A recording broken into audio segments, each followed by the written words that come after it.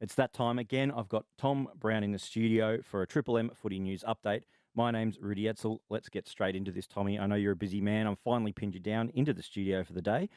Lovely to see your face over the desk. We want to kick off with some fixture stuff, yes? Brisbane are okay in Victoria, I believe? Yeah, Brisbane are okay in Victoria for the moment. I think they'll stay until after the Bulldogs game next week. We'll get to that shortly. But the latest news on the fixture this morning, I can tell you, is it's the next stage of the fixture, in terms of the actual days those games are played, has been delayed in effect because the AFL is still working through changes. They don't want to announce the next stage, then have to change it again. So we were going to get the next stage of the fixture early this week. We'll now get it probably early next week. The other thing I can tell you on the fixture is that was a pretty close-run thing on Friday night. There were calls between the state government and the AFL right up to basically game time down at Geelong. So the game wasn't in doubt insofar as the state government was supportive of Brisbane, the players playing. But I think it was pretty much like, are the officials okay? No, the off-ground ones need to leave the stadium. Are the players okay? Yes. It was a bit odd. But in terms of, not odd, it was just very, timely, basically. The AFL was sort of under the pump a bit. It just shows you how difficult this COVID situation is. Obviously, Brisbane, will stay now, obviously, for Thursday night and until after the Bulldogs game. They then got Essendon at the Gabba the following week. Now, the good news as far as the AFL and Brisbane's concerned this morning is there's only been 2 linked community cases in Brisbane today, so hopefully things normalise. The Gold Coast are obviously in Adelaide. They got there yesterday. There's no issues there at the moment. I know there's been some reports about COVID on the Gold Coast in some, was it adult venues or something? There was a party in Byron Bay. I believe I'm right here. A party in Byron Bay that a tradie who moonlights as a stripper went to, and then he went and went back a couple of days later and worked at a site on the Gold Coast, and eventually it turned out he had the virus. So that's how it's gotten to Gold Coast. Okay, I believe that's correct. Well, that's relevant information, Rudy, because the Gold Coast have got Carlton the following week, and you have to think the AFL would be looking as a matter of precaution at perhaps moving that. And Sydney will obviously arrive here this week. Buddy, they might rest. I mentioned in our podcast the other day, the Swans, so the Buddy show against Dustin Martin. I'm not sure we'll get that this weekend. I hope we do, but Sydney are down here. Yeah. And the other concern the AFL's got is that Mark McGowan, the Western Australian Premier, who's very cautious on these things, he's had a successful track record. He's already talking about banning New South Wales or stopping New South Wales travel. So that would be another headache for the AFL, but we'll just wait until that happens. He's a man that likes a hard border, Mark McGowan. He does. Just on that Brisbane-Essendon round 5 game, that's a big watch for the AFL because that's on at the same time as an MCG game, and there's a Marvel game earlier in the day.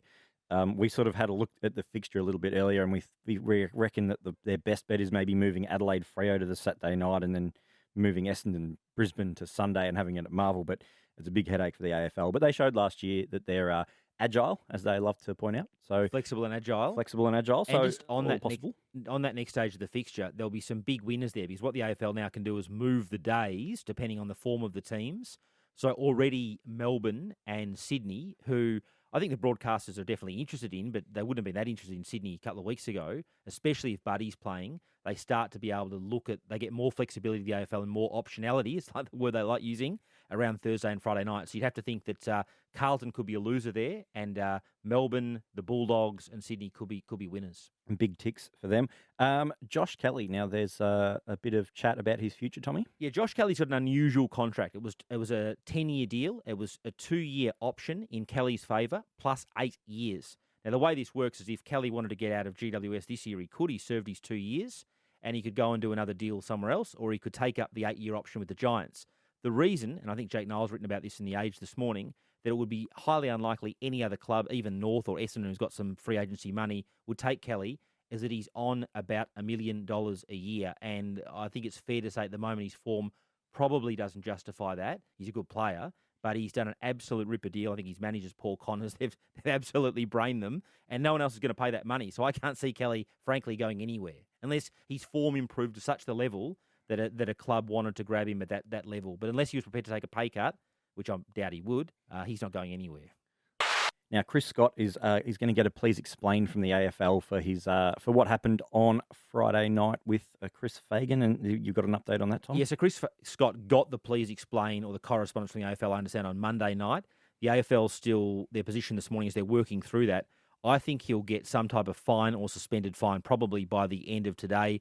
There's been a he said, she said. Geelong sort of backgrounded a few people on Sunday explaining that Lachie Neale had initiated it and Scott was just responding. Then the story changed a little bit. Apparently there are other players involved.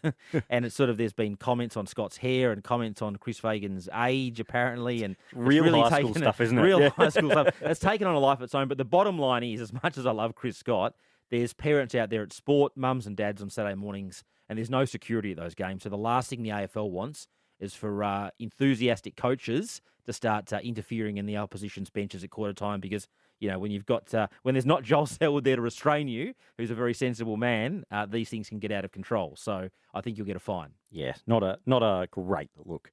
I do love really. Chris Scott, though, and I love his passion. Yeah, well, as I've said before, I'm a Geelong fan, so I'm with you on that. Collingwood will have some, looks like, well, at least one enforced change for their game this weekend, Tom. Collingwood just wrapped up training down at the Holden Centre or the Nike Centre before. I was there. Obviously, Jamie Elliott's had surgery this week, so they'll have to replace him, you think, with Greenwood, Murphy or Main. I reckon they'd be keen to tag Neale. Bucks hinted at that yesterday. And I wouldn't be surprised if they went with Greenwood. Having said that, Main could play that role as well, and Bucks likes Murphy. So to answer your question in a roundabout way, there's three options, but I wouldn't be surprised if they go for Greenwood. Yep, fair enough. Carlton, there's been a big debrief there after their effort the other night. Yeah, I'm told by some spies that they had a very, very honest debrief last Friday. It was particularly robust, even acknowledged by some new players that had come from other clubs, and they thought, oh, geez, no, even by our tough standards at our last club, this was pretty robust. I think that the management at Carlton is desperate for on-field success. They're fairly impatient in the sense they think they've got the cattle to get to the finals. I think there's massive pressure on David Teague. Having said that, Chris Judd really appointed Teague, so he's got the backing of one of the key people at the club, but they have to beat Fremantle. Fremantle are going to be without, obviously, Nat Fyfe. The other interesting one at Carlton is Pat Cripps. Now, last Friday on our podcast, I mentioned this back awareness. Sad Edmund also added some detail to that on Monday, explaining that, in his opinion, if Paddy Cripps was in the off-season, he'd miss 6 weeks.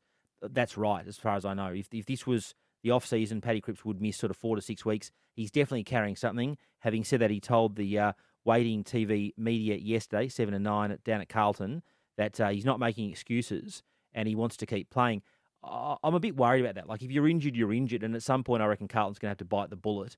Having said that, Cripps is also trying to get a big contract. He's a free agent. He wants close to, I think, $1 million. I imagine he wants close to $1 million a year. There's going to be interest in him.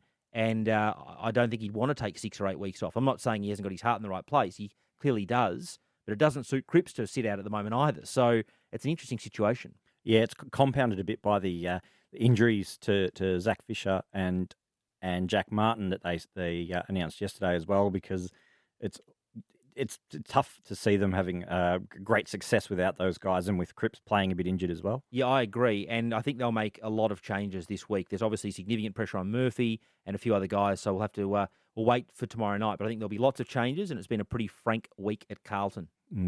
Big week, big season for Carlton, really. And finally, you've got some injury news for us.